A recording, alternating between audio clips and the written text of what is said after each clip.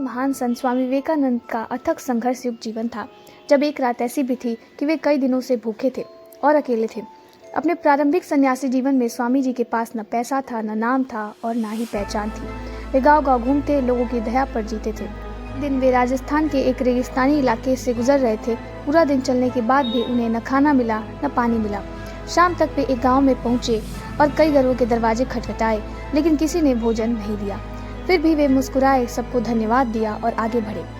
सूरज डूबने तक उन्हें समझ आ गया कि आज कोई आश्रय नहीं मिलेगा। आखिरकार वे एक बड़े पेड़ के नीचे बैठ गए। उनका शरीर कमजोर था, पेट खाली था, पर मन एकदम शांत था। आकाश की ओर देखकर उन्होंने धीरे से कहा, माँ, यदि तुम्हारी यही इच्छा है तो मैं इसे भी स्वीकार करता हूँ।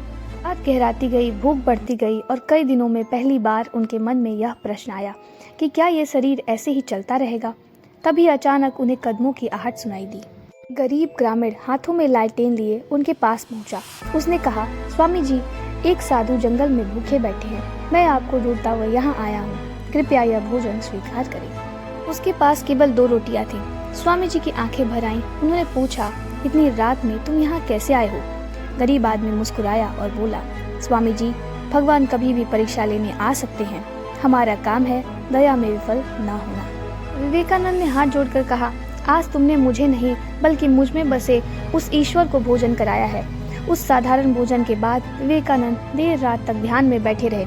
उनके भीतर गहरी अनुभूति उठी। जब दुनिया साथ नहीं देती, तब भी कहीं न कहीं एक पवित्र आत्मा ईश्वर की ओर से हमारी मदद के लिए आती है।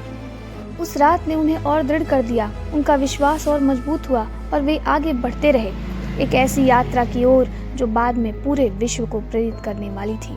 हर महान आत्मा अंधकार से गुजरती है। संघर्ष उसे तोड़ता नहीं बल्कि और गढ़ता है और दृढ़ बनाता है। अंधकार से मत डरिए, यही वे समय है जो आपको मजबूत करने और आगे बढ़ाने आया है।